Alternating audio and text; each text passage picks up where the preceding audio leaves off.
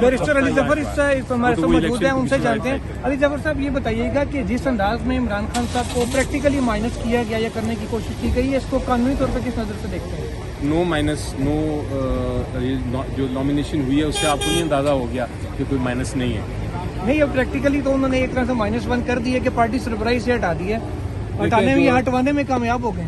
नहीं, वो होते अगर कोई ऑप्शन कोई होता, कोई -1 बाकी होता, ये तो हमने खुद फैसला किया है और वो भी सिर्फ इसलिए कि हमने वो कानूनी कार्रवाई पूरी करनी है और उस टेम्प्रेरी फेज के लिए है, तो कोई ऐसी -1, बल्कि जो चॉइस हमने की उसकी वजह भी ये थी कि वो चूंकि टेम्प्रेरी अरेंजमेंट थी, हम कोई बड़ा नाम ला नहीं सकते। सर, ये बताएं कि 2 दरखास्तें आज इलेक्शन कमीशन में आ गई हैं, एक लॉ एंड ऑर्डर के ऊपर, एक दूसरे इश्यूज के ऊपर कि जी ये इलेक्शन 8 फरवरी को ना किया जाए, इसको डेट जो ना आगे की जाए, इस पर क्या कहेंगे? सर देखें, इलेक्शन कमीशन ऑफ पाकिस्तान के तो अब ये इख्तियार में नहीं है कि इलेक्शन को डिले करें। अब तो ये सुप्रीम कोर्ट ऑफ पाकिस्तान सुन रहा है और सुप्रीम कोर्ट ऑफ पाकिस्तान ने कह दिया है कि पत्थर पे लकीर लिखी है जो इलेक्शन की डेट है, और मुझे यकीन है कि उसमें बिल्कुल किसी किस्म की तब्दीली नहीं करेंगे। अच्छा सर, साथ ये भी बताइएगा कि जो कंट्रोवर्सी सी एक बन रही है कि जी पीटीआई का हर वकील अपना बयान दे रहा होता है, कोई इसको सेंट्रलाइज करने का फार्मूला पार्टी में नहीं डिस्कस हुआ कि यार कि एक ही बंदा जो सरबराह है लीगल कमेटी का वो बात किया करे, हर बंदा अपने स्टेटमेंट ना दे?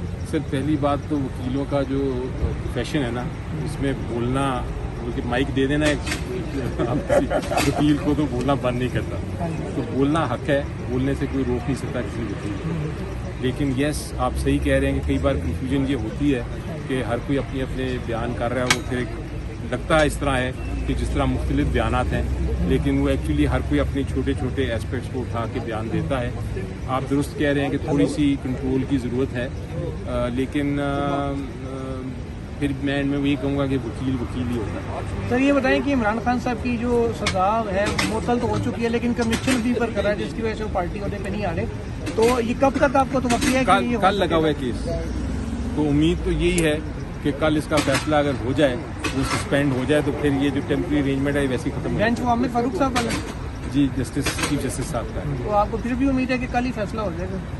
देखिए, बिल्कुल, मुझे तो बिल्कुल उम्मीद है और होनी भी चाहिए, क्योंकि केस इतना बेबुनियाद है कि उस पर कोई शक नहीं है कि इंशाल्लाह यही होगा। सही, तो यानी कि आपको अच्छी उम्मीद है। बाकी सारों ने तो अदम एतमाद किया था, खुद लिख के भी खान साहब ने दिया कि चीफ जस्टिस पे कि आप पे एतमाद नहीं है, केसेस ना सुना। वो अपनी जगह जी, लेकिन कानून और जो कानूनी कार्रवाई है वो अपनी जगह। सर, आखिरी सवाल कि साइफर केस में अब कल उसका ट्रायल जेल के अंदर होना है पहली बार, तो उसमें भी वो क्या जा रहा है कि ओपन होगा, एक्सेस होगा पब्लिक को, मीडिया को जाना कैसे है? मीडिया ने अभी तक मैकेनिज्म नहीं बनाया सवाल से। ये आप बड़ा अच्छा आपने सवाल, इंटेलिजेंट सवाल पूछा फिर से।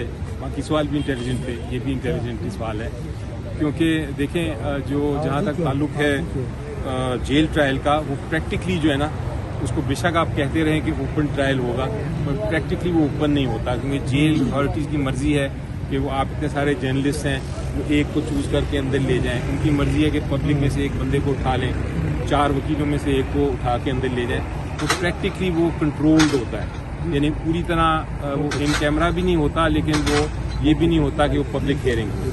तो इसलिए मेरा ख्याल है जेल ट्रायल पे एतराज़ तो है हमें। तो आपके दोस्त, आपके जूनियर कल परसों सैटरडे को चेयरमैन बन जाएंगे पार्टी की, आप सारी पार्टी कबूल कर रही हैं? देखें, जो अभी अरेंजमेंट है ना, वो आई थिंक बड़ी मुनासिब है और उसका मकसद यही है कि हम जो कानूनी जो पहलू हैं और कानूनी जो मुश्किलात हैं उनको हम फेस करें। जैसा मैंने कहा, अगर कल ये केस का फैसला हो जाता है और ये खतरा टल जाता है, तो हम इस अरेंजमेंट को खत्म कर देंगे। टीका भाई आखिरी 2 सेकंड, ये बताएं कि इंट्रा पार्टी इलेक्शन होगा किस जगह पे, क्या वहाँ भी छापा पड़ने की उम्मीद तो नहीं है? इंट्रा पार्टी इलेक्शन का भी पूछा था मुझे सवाल, जवाब मेरा सिंपली ये है कि ये अब इलेक्शन कमिश्नर जो हैं उनका और उनकी टीम का मामला है, अब मेरा उससे कोई ताल्लुक नहीं। तो उस पर अगर छापा पड़ गया तो उस पर क्या होगा?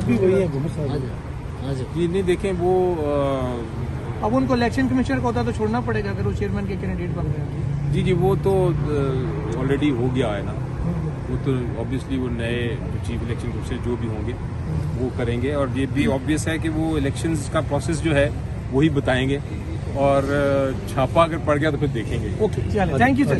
थैंक मिशेल यूसुफ जई जो कि चेयरमैन तहरीक इंसाफ की कानूनी टीम का भी हिस्सा है और बड़ी वोकल हैं पीटीआई में, उनसे जानते हैं। मैडम ये बताइए कि इलेक्शन कैसे होगा जहाँ 4 बंदे पीटीआई के इकट्ठे हों, छापा पड़ जाता है? ये 9वीं दिहाई का पाकिस्तान नहीं है, ये 21वीं सदी का डिजिटलाइज पाकिस्तान है। और मेरे ख्याल से पाकिस्तान तहरीक इंसाफ के पास पाकिस्तान की सबसे बेस्ट सोशल मीडिया टीम और टेक्नोलॉजी है। और हम ये इलेक्शन इस अंदाज में कराएंगे कि जो अंडरग्राउंड है वो भी हिस्सा लेंगे, जो जेलों में है वो भी हिस्सा लेंगे और जो बाहर है वो भी हिस्सा लेंगे। जेल वाला कैसे वोट डालेगा?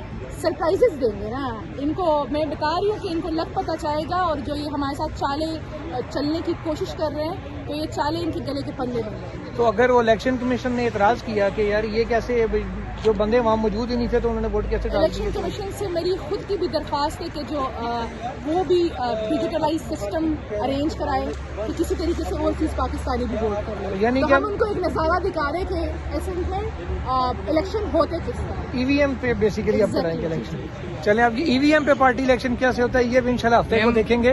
तो ये थी मिशेल यूसुफ जई जो इलेक्शन के हवाले से अपनी बात कर रही थी।